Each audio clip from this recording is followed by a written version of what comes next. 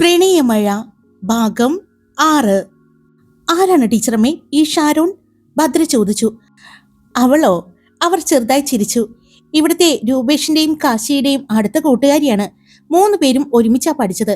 കാശിയും ഷാരോണും ഒരുമിച്ചാണ് മെഡിസിൻ എടുത്തത്. ഇവിടെ അടുത്ത് തന്നെയാ അവളുടെ വീട്.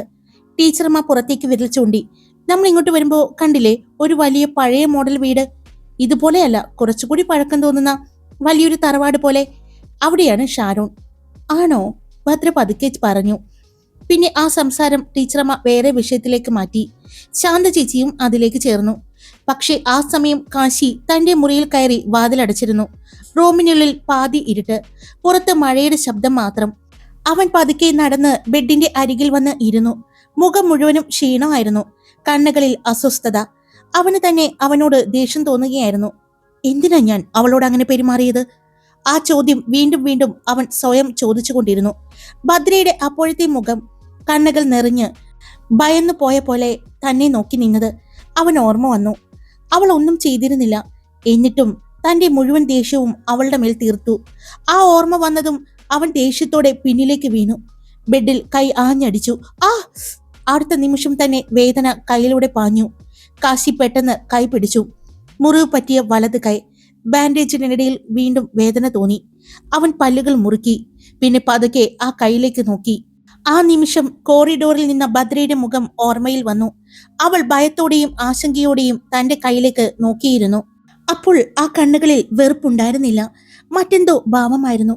അതെന്താണെന്ന് പോലും അവന് മനസ്സിലായില്ല. അവൻ കണ്ണുകൾ അടച്ചു, ശ്വാസം ദീർഘമായി വിട്ടു.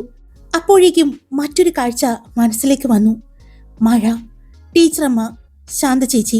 അവരുടെ ഇടയിൽ മഴ നനഞ്ഞ് ചിരിച്ചുകൊണ്ട് ഓടുന്ന ഭദ്ര, കുട്ടികളെ പോലെ മഴയിൽ കൈവിരിച്ച് ചുറ്റിത്തിരിഞ്ഞു നിൽക്കുന്നത്. ഇടിമിന്നൽ കേട്ടപ്പോൾ പേടിച്ച് ഓടിയത്. ശാന്ത ചേച്ചിയെ മഴയിലേക്ക് വലിച്ചത്. ടീച്ചറമ്മയെ ചേർത്ത് പിടിച്ച് മഴയിൽ കളിച്ചത്. ഓരോ കാഴ്ചകളും അവന്റെ മനസ്സിലേക്ക് തെളിഞ്ഞു വന്നു.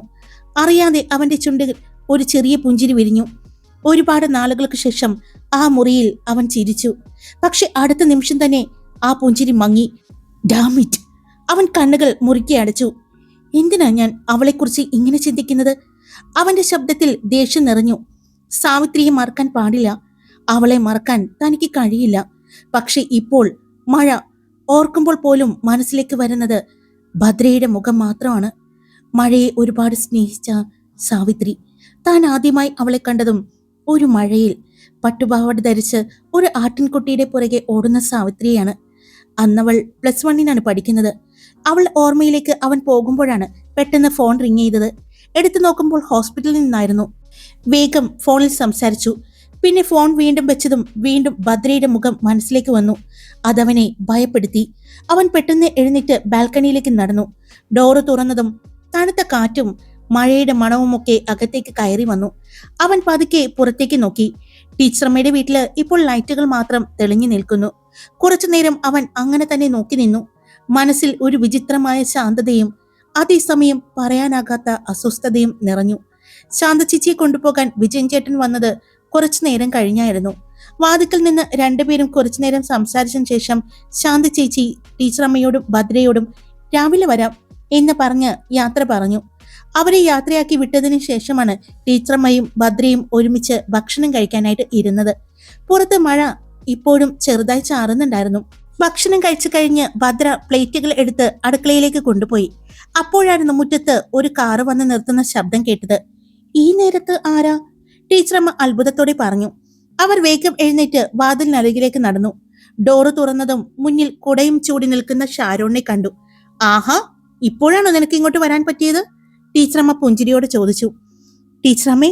ഷാരോൺ ചിരിച്ചുകൊണ്ട് അകത്തേക്ക് കയറി. അപ്പോഴാണ് അവളുടെ പുറകെ കയറി വരുന്ന ഒരാളെ ടീച്ചറമ്മ കണ്ടത്. ഉയരമുള്ള ശരീരം, ഇളം നീല ഷർട്ട്, മുഖത്ത് ഒരു ശാന്തത. ആഹാ, നീയുണ്ടായിരുന്നോ? ടീച്ചറമ്മ ചിരിച്ചു. ഇങ്ങോട്ടുള്ള വഴി നിനക്കറിയായിരുന്നോ? ടീച്ചറമ്മ ചോദിച്ചതും അയാൾ ചെറുതായി ഒന്ന് പുഞ്ചിരിച്ചു. അത് പിന്നെ ടീച്ചറമ്മേ, ഞാനും കുറച്ച് തിരക്കിലായിരുന്നു.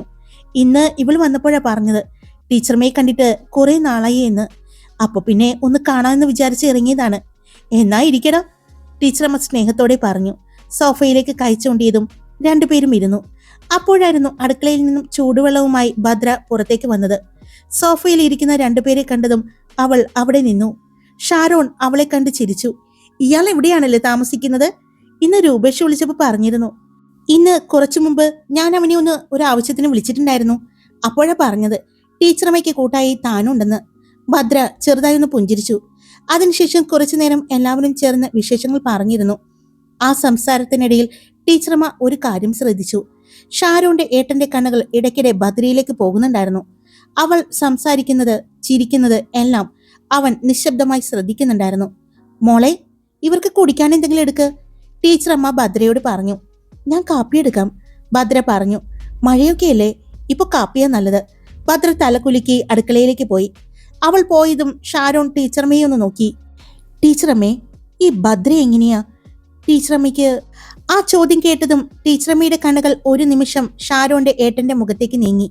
പിന്നെ വളരെ സാധാരണയായി പറഞ്ഞു, അത് എന്റെ ഫാമിലിയിൽ നിന്നുള്ള കുട്ടിയാണ്.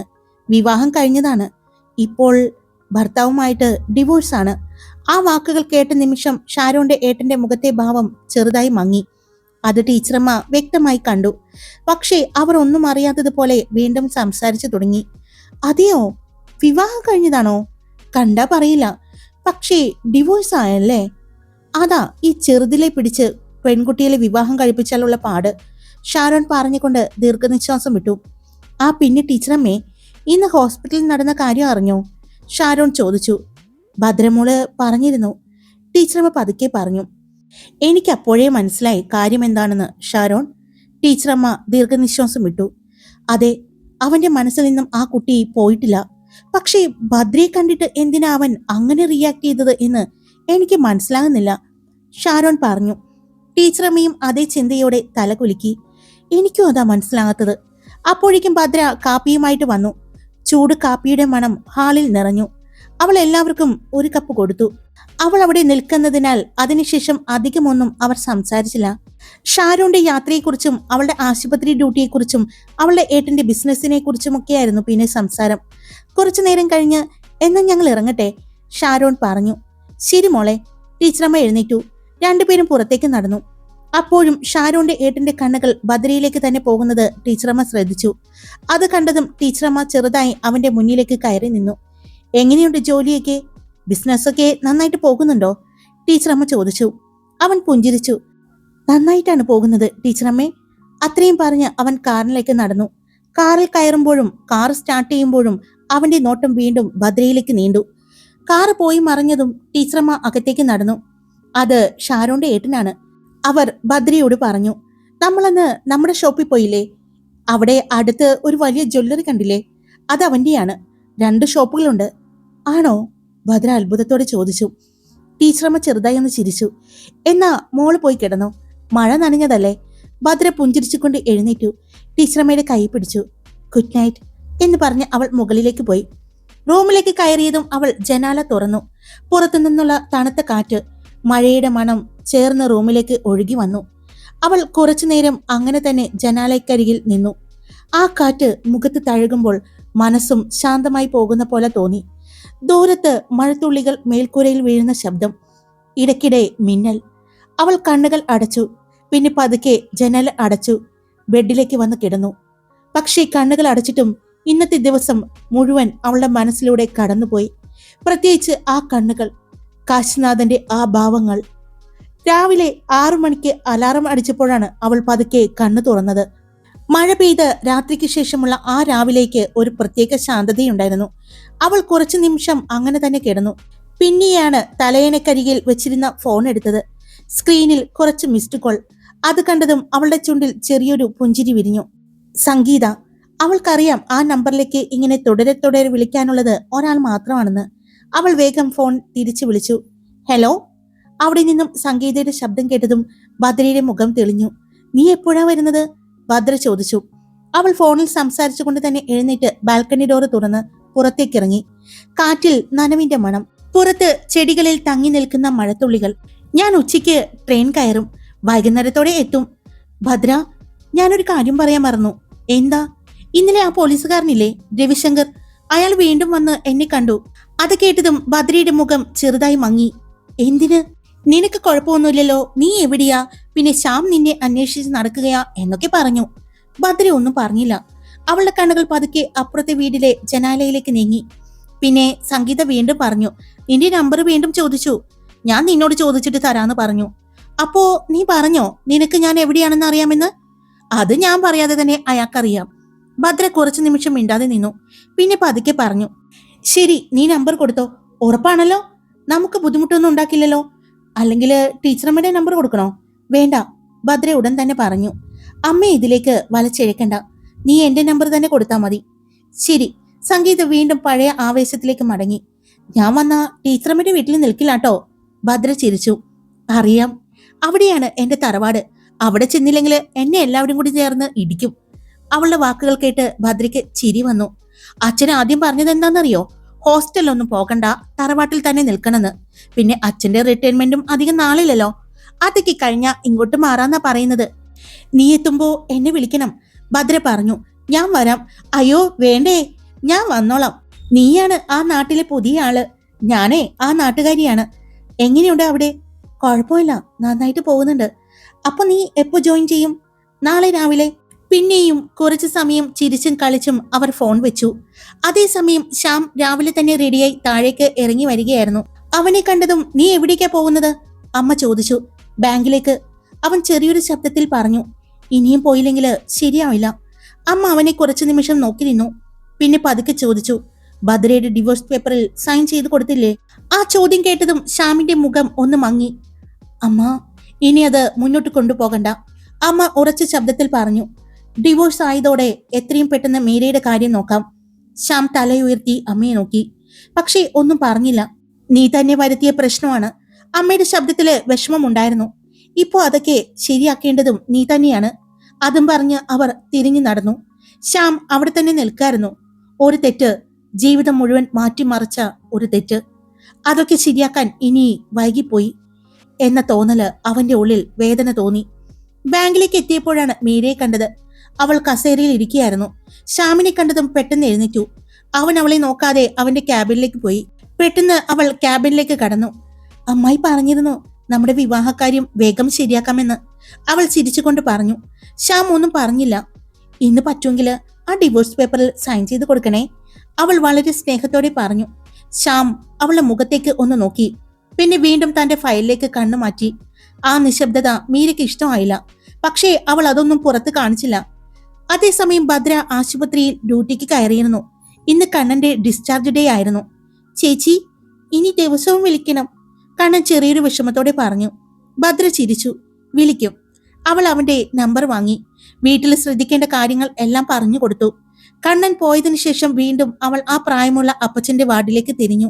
അദ്ദേഹത്തിന്റെ BP നോക്കിയും മരുന്ന് കൊടുത്തും സംസാരിച്ചും അവൾ തിരക്കിലായിരുന്നു. കാശിയുടെ ക്യാമ്പിലേക്ക് പിന്നെ അവൾ പോയില്ല. ഇപ്പോൾ റൗണ്ട്സിന് പോകുമ്പോൾ പോലും കാശി മറ്റൊരു നേഴ്സിനെയാണ് കൂടെ കൂട്ടുന്നത്. ഒരു ദൂരം വിട്ടു നിൽക്കാൻ അവൻ ശ്രദ്ധിക്കുന്നു എന്ന് അവൾക്ക് തോന്നിയിരുന്നു. ഉച്ചയ്ക്ക് റൗണ്ട്സിന് വന്നപ്പോൾ കാശി ആ വാർഡിലേക്ക് കയറി. ഭദ്ര അവിടെ നിന്നിരുന്നു. ഒരു നിമിഷം അവന്റെ കണ്ണുകൾ അവളിലേക്ക് നീങ്ങി. പിന്നെ അവൻ പെട്ടെന്ന് മുഖം തിരിച്ചു. ഒന്നും സംഭവിക്കാത്തതുപോലെ വീണ്ടും തന്റെ ജോലിയിലേക്ക് തിരിഞ്ഞു. ഭദ്ര അവനെ നോക്കി നിന്നു. ഒരു നിമിഷം അവളുടെ മനസ്സിൽ വീണ്ടും ഇന്നലത്തെ സംഭവം തെളിഞ്ഞു. എന്തിനാ എപ്പോഴും എന്റെ മുന്നിൽ വരുന്നത്? അവൾ ഒന്ന് ദീർഘനിശ്വാസം വിട്ടു. ലഞ്ച് ബ്രേക്ക് സമയത്ത് സംഗീതയുടെ മെസ്സേജ് വന്നത്. ഞാൻ ഇറങ്ങി, നിന്റെ നമ്പർ കൊടുത്തിട്ടുണ്ട്. അതിന് താഴെ നിന്നെ വിളിക്കുന്നതിൽ നിനക്ക് ബുദ്ധിമുട്ടൊന്നുമില്ലല്ലോ എന്ന് ചോദിക്കാൻ പറഞ്ഞു. ഭദ്ര അത് വായിച്ച ഉടനെ സംഗീതയെ വിളിച്ചു. എടാ, ആ പോലീസുകാരന് ഞാൻ നിന്റെ നമ്പർ കൊടുത്തിട്ടുണ്ട്. പക്ഷേ പിന്നെ പെട്ടെന്ന് ശബ്ദം താഴ്ത്തി. പക്ഷേ ഇതൊന്നുമല്ല മോളെ അയാളുടെ ഉദ്ദേശം. സംഗീത പറഞ്ഞതും എന്താ? ഭദ്ര ചോദിച്ചു. എനിക്കെന്തോ ഒരു സംശയം. എന്ത് സംശയം? ആ പോലീസുകാരൻ സംഗീതയുടെ ശബ്ദത്തില് കുസൃതി നിറഞ്ഞു. എന്നെ കാണാൻ വേണ്ടിയാണോ നിന്റെ പേര് പറഞ്ഞു വരുന്നത് എന്നൊരു ഡൗട്ട്. അത് കേട്ട് ഭദ്ര ചിരിച്ചു. നീ ചിരിക്കണ്ട, സംഗീത പറഞ്ഞു. അയാളുടെ സംസാരത്തിലും നോട്ടത്തിലും എനിക്ക് വേറൊരു മീനിങ് തോന്നി. ഞാൻ ട്രാൻസ്ഫർ ആണെന്ന് പറഞ്ഞപ്പോ അയാളുടെ മുഖം പെട്ടെന്ന് മാറി. അപ്പൊ എനിക്ക് ഉറപ്പായി. ഭദ്ര ചിരിച്ചുകൊണ്ട് തല കുലുക്കി. എന്തായാലും നോക്കാം, സംഗീത പറഞ്ഞു. ഇനി എന്നെ വിളിക്കുമോ എന്ന്? നേരെ കാണണ്ടല്ലോ. ഇനി രവി സാറ് ട്രാൻസ്ഫർ വാങ്ങി കോഴിക്കോട്ടേക്ക് വരുവോ? ഭദ്ര കളിയാക്കി ചോദിച്ചു. വരുവോ? ആ വരട്ടെ, സംഗീത ചിരിച്ചു. എന്തായാലും ഞാൻ വന്ന ഉടനെ ഹോസ്പിറ്റലിലേക്ക് വരും. നിന്നെ കണ്ടിട്ടേ പോകൂ കേട്ടോ. ശരി.